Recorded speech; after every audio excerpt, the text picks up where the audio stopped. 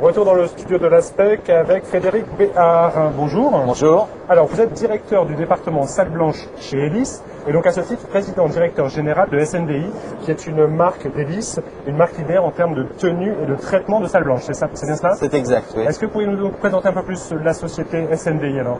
Alors la SNDI a été créée il y a une quarantaine d'années, donc en 68 par mon père.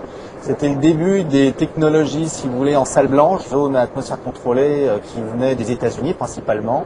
Et donc il y avait un besoin à l'époque sur des process particuliers pour nettoyer ces vêtements de salle blanche qui se caractérisent des autres vêtements dans la mesure où ils sont en polyester 100%, alors que les vêtements traditionnels de travail sont plutôt en coton ou en polyester coton. Voilà. Et il fallait associer avec des traitements un peu particuliers qui ne rechargent pas les tenues, par exemple, en particules, en contamination, en biocontamination. Voilà l'origine de la société, qui s'est développée donc à partir de 68, une unité à Ivry. Et dans les années 80, nos clients qui étant dans les régions grossissaient, venaient des sites importants, on ne pouvait plus assurer la logistique. Donc à partir des années 80, du début des années 80, on a implanté dans les différentes régions qui étaient spécialisées dans le semi-conducteur ou la pharmacie, aux deux domaines privilégiés d'activité, donc des unités de traitement dédiées, spécialisées, où on ne faisait que cela, pour ne pas mélanger le vêtement de salle blanche avec des vêtements traditionnels. Donc vos clients, c'est pharmacie, c'est tout type d'activité. Enfin, en fait, vous intervenez sur beaucoup de domaines. Voilà, sur la pharmacie principalement aujourd'hui, sur la micro qui représente environ 55% de notre chiffre d'affaires, de notre volume. 40 et quelques pourcents, 45% c'est la microélectronique, donc la fabrication de semi-conducteurs. Et puis les autres clients, c'est de la micromécanique, de la technique, des télécommunications par exemple, et de manière assez marginale de l'agroalimentaire. D'accord. Quel est l'objectif de la présence à Contamine-Expo? Alors, déjà, si vous voulez, SNDI est membre fondateur de l'ASPEC. Donc, dès que, à ce titre, on est toujours soucieux de supporter l'ASPEC dans ce type de manifestation. Deuxièmement, c'est un carrefour pour voir nos clients, communiquer un peu mieux. C'est sûr que on a une communication qui est assez étroite avec nos clients dans la mesure où on livre du linge toutes les semaines, voire certains clients tous les jours, y compris le samedi. Donc on a une relation étroite avec les clients. On en profite aussi à Contamine Expo pour rencontrer d'autres clients, d'autres profils qui ne sont pas forcément en relation soit d'achat avec nous, soit une relation journalière en termes de logistique avec eux-mêmes.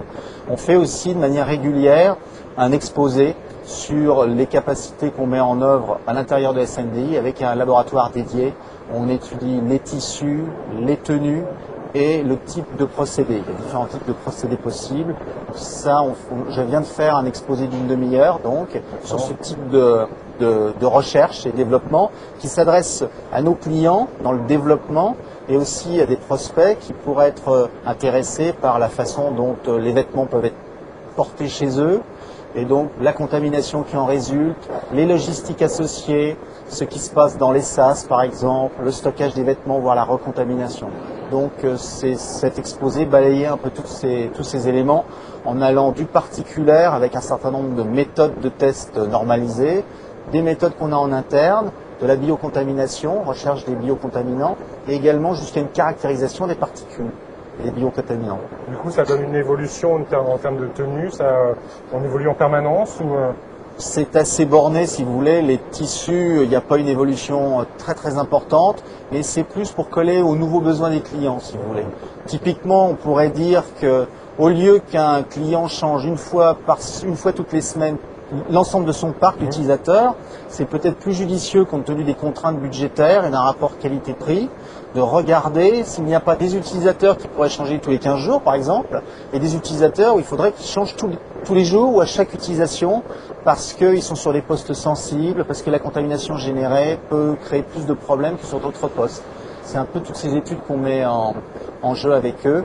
Puis il y a toujours une demande de caractérisation des particules qui est de plus en plus forte par rapport à des technologies de plus en plus pointues, aussi bien dans le pharmaceutique que dans la microélectronique. Et c'est pour ça qu'on fait ces études dans notre laboratoire. À propos des clients, SNDI est leader sur son marché. Quelles sont les clés de la satisfaction de vos clients sur ce métier très spécifique? C'est vrai que c'est compliqué d'avoir cette relation dans la durée. C'est vrai qu'on parle il y a certains clients qui sont chez SNDI depuis une trentaine d'années, je dirais, et donc il y a toujours des renouvellements, des appels d'offres. Donc c'est relativement complexe parce que c'est un métier où il faut être bon tous les jours. Il y a des clients, comme je vous le disais tout à l'heure, on les livre tous les jours, sauf peut-être le dimanche, encore que certains nous demandent aujourd'hui maintenant de livrer le dimanche. Donc il faut jamais se rater, c'est-à-dire que tous les jours il faut être bon. C'est pas seulement être bon pour une commande dans l'année, il faut être bon tous les jours. Donc à travers, si vous voulez, cette relation qu'on a avec eux, c'est vrai qu'on est content, enfin fier de cette relation qui est pérenne. Et on essaye de consolider cet aspect de leader du marché en augmentant toujours la façon dont on sert bien nos clients. Il y a un premier aspect, si vous voulez, comme clé, c'est on design nos vêtements, il y a la confection de vêtements qui est faite par nos techniques, si vous voulez, des techniques éprouvées. Donc ça, c'est une première chose, avec des fiches techniques qui nous appartiennent. Ensuite, il y a un deuxième élément qui est la proximité des clients. On a 7 centres. On a 4 centres à l'étranger, 7 centres en France, donc ça c'est important, c'est la logistique, donc la quotidienneté. Et puis une équipe de commerciaux et de personnes qui sont dédiées à ce métier, qui ne font pas autre chose que prendre en compte les préoccupations de nos clients. Merci beaucoup pour vos réponses. Je vous en prie, merci à vous. Au revoir. Merci. Au revoir.